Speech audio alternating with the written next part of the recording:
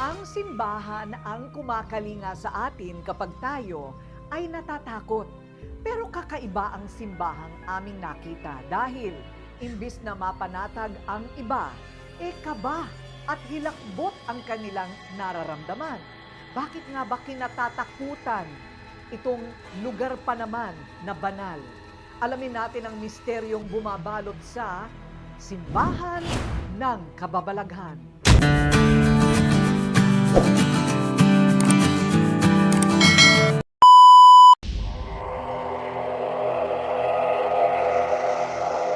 Mahigit 100 taon nang nakatayo ang kapilyang ito sa Barangay Balayong, Malolos, Bulacan. Takbuhan ng mga gustong magdasal at magnilay. Pero sa likod ng tahimik at payapa na lugar dalanginan, nakakubli pala ang nakapanghihilakbot na mga kwento ng kababalaghan. Anong misteryo ba mayroon ang kapilya ng Santa Cruz? Taong 1903, nang itatag ang kapilya ng mga unang residente ng Barangay Balayong na pawang mga magsasaka. Palaging dinadagsa ang kapilya ng mga deboto mula sa iba't ibang lugar tuwing Semana Santa para sa tradisyonal na pabasa. Mula noon hanggang ngayon, hindi nagbago ang banal na imahe ng Kapilya Santa Cruz. Isa sa mga tagapangasiwa ng kapilya si Ben. Mahigit 30 taon na siyang deboto ng simbahang ito.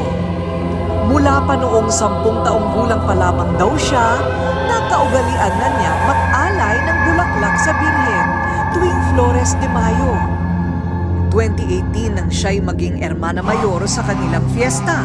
Kaya madalas ginagabi siya noon sa simbahan para maghanda ng mga gagawin sa okasyon.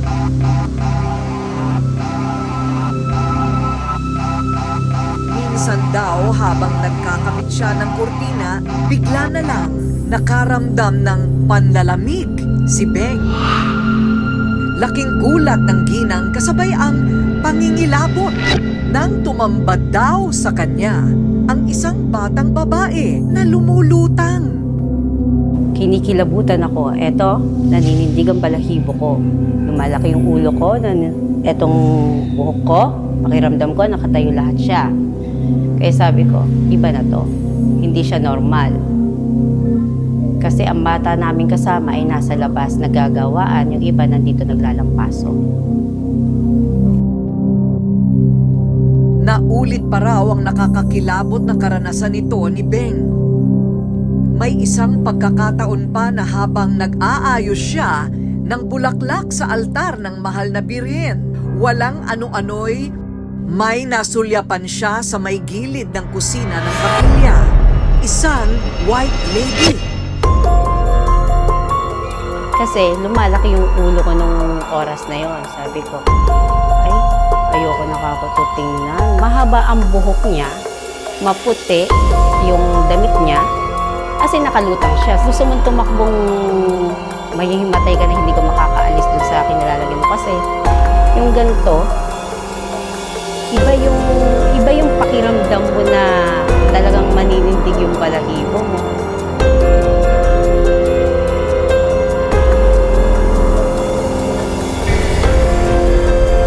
Madalas din daw mapansin ni Beng at ang kanyang mga kasama na nagagalaw o di kaya nawawala ang mga gamit na nalitpik na. Gayong wala namang ibang tao noon. Ibang gamit na lilipat, halimbawa, inanap namin wala na. Natulog sa mga. Minsan talaga hindi ko namin makita. Pag hindi namin makita, kung kailan hindi namin hinahanap, doon naman namin nakikita. Tila pinaglalaroan sila ng kung sino hindi nila nakikita. Parang may dumadaan. Ang lay minister at tagapangalaga ng kapilya na si Mang Tony, na siya ring tagasara ng pintuan sa simbahan. 20 taon nang nagsisilbi sa kapilya si Mang Tony. May kwento ring kakatwa na kanyang naranasan. Hangin na biglang dadaan ko. Bilang sa likuran ko, bilang ako sa likuran. Kwarto na yun.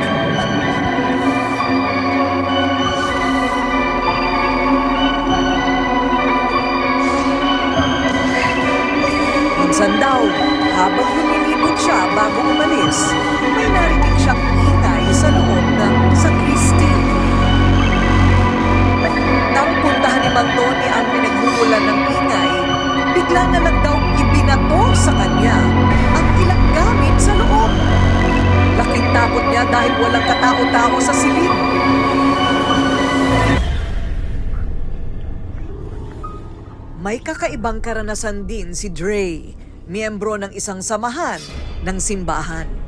8 taon pa lamang daw si Dre ay laman na siya ng kapilya, lalo na kung panahon ng katisismo tuwing Mayo. Nag-aayos daw sila ng karosa para sa fiesta nang biglang namatay ang ilaw. At biglang lumamig ang paligid na tila may kakaibang presensya ang pumasok. Ang estudyanteng si Erica may nakakatakot ding karanasan. Bata din po, maliit na anin. Dumadaan po siya palagi.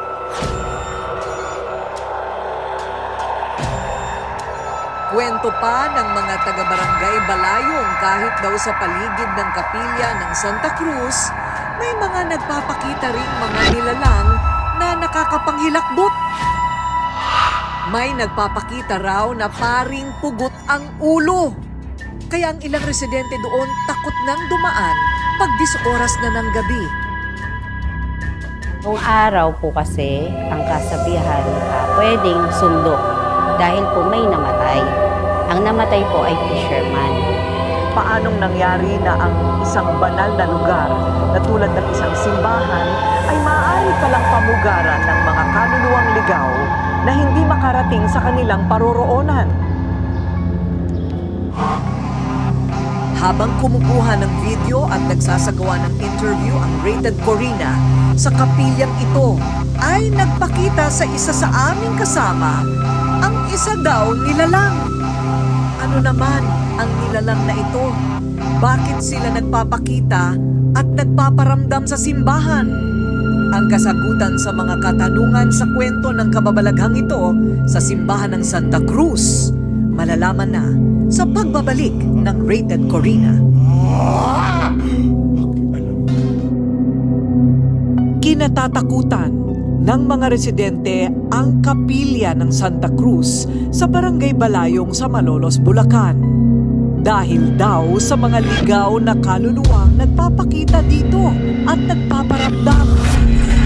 Pagka po kasi may nanganak na, lalo't bagong panganak na namatay, doon po talaga inilibig. Nung bata po ako, talagang madalang po kami mapunta rito kasi po may nagpapakita raw pong bata. Nakaraang mga kabataan, nag-ayos sila dyan. Na-experience daw nila, may tumatakbo, may umiiyak, may tumutugtog ng piano. Manugang po gumawa sa simbahan, tsaka isang anak ko. Kaya yung anak ko, narinig niya, may mga batang naghahabulan.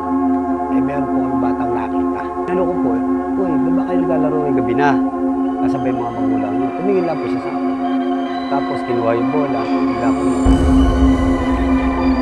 Napansin naming balisa ang aming ini-interview na si Brother Cedric. Yun pala, nagpakita daw sa kanya ang isang lalaki habang kausap namin siya.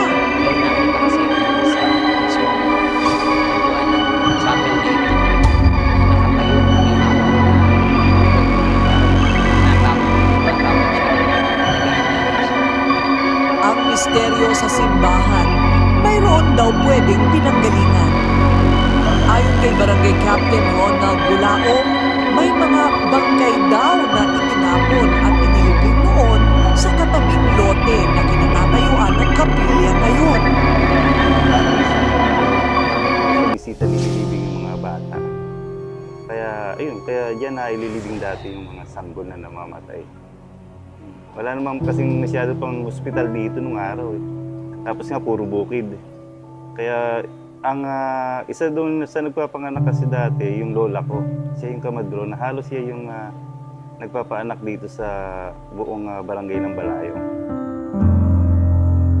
Para mas maliwanagan ang lahat sa kababalaghang ito, sumangguni kami sa isang kinikilalang paranormal expert para malaman kung anong mga nilalang ang umano'y gumagambala sa kapilya at bakit sila namamalagi dito. Dito medyo pagalan natin.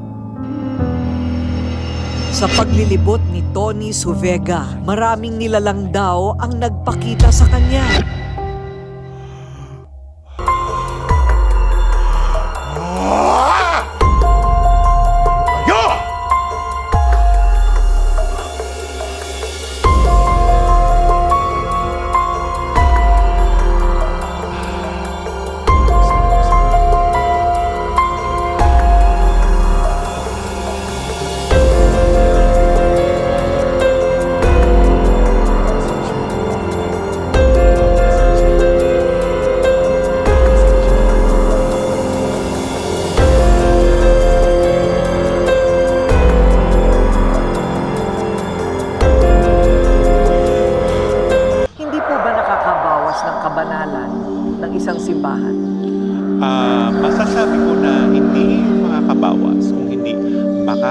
Maliwanag pa ito kasi dinadayo siya ng mga inkantado na puti.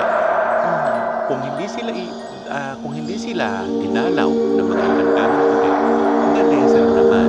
So ito po ba yung mga kaluluwang ligaw na hindi po tinanggap sa langit at ngayon nandito sila sa lupa? Tama ang sinabi. Mga kaluluwang gala. Tama. Mga kaluluwang gala sila at sila ay kumbaga sa expired na siya ng ganitong panahon. Hindi siya umakyat ng langit. Earthbound na. Maraming earthbound souls doon. Ito'y nagiging daan lamang na sabi nga ay sa ating mga mananampalataya. Talagang ito ay way close natin. Sa buhay po natin talaga napakahalaga na lang ng malasakit natin. Lalo na sa ganito mga lugar, meron talagang hindi tayo nakikita at meron naman talagang nakikita. Kaya napakahalaga na tayo ay magalang, may respeto at nagbibigay ng paggalang sa isang lugar. Kathang-isip man o totoo, patunay lang na mayroong mga bagay sa mundo na mahirap talagang ipaliwanag kahit pa sa mga banal na lugar. Pero umaasa ang mga residente dito na sa kanilang patuloy na pagdarasal at patuloy na pananampalataya. Ang mga kaluluwang ligaw at hindi makatawid sa kabilang buhay ay makakahanap sa wakas ng katahimikan